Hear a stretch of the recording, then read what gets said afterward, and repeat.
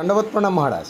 হরে কৃষ্ণ। মহারাজ বললাম, এখন সোশ্যাল মিডিয়ায় বা অনেকে ভক্তরা বলছেন রাধারানীর প্রিয় কি কচু, রাধারানী কি কচু খেতে ভালোবাসতেন, এটার ব্যাপারে আপনি কি বলতে চাচ্ছেন?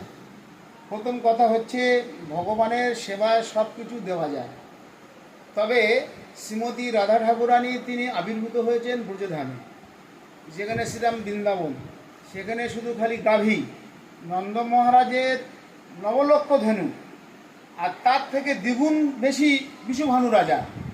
তো সেখানে দুধি, দুগ্ধ, ঘৃত, মধু, মাখন, মিশ্রি এই সমস্ত পাওয়া যায়। কোনো শাস্ত্রে উল্লেখ নেই যে রাধারানীর প্রিয় কচু।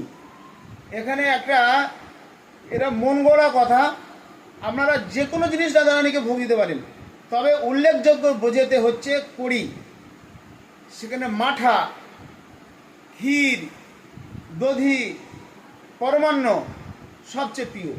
কারণ এই পরমান্ন শ্রীধাম বৃন্দাবনে, যেখানে টের কদম্বে শ্রীমতী রাধা ঠাকুরানী তিনি নিজে হস্তে রান্না করেছিলেন, রূপগোস্বামী বাবু সেটা ভগবানকে নিবেদন করার পরে দুই ভাই সেটি আস্বাদন করেছিলেন। এই সমস্ত শাস্ত্রের মধ্যে পাওয়া যায়।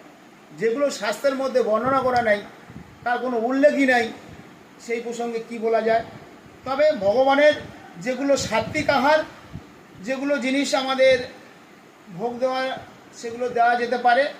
তবে যদি প্রিয় বলা যায়, সেখানে সবচেয়ে প্রিয় হচ্ছে রাধারানীর পরমান্ন, এর থেকে আর কিছু নয়। রাধে রাধে, হরে কৃষ্ণ। রাধে রাধে, হরে কৃষ্ণ।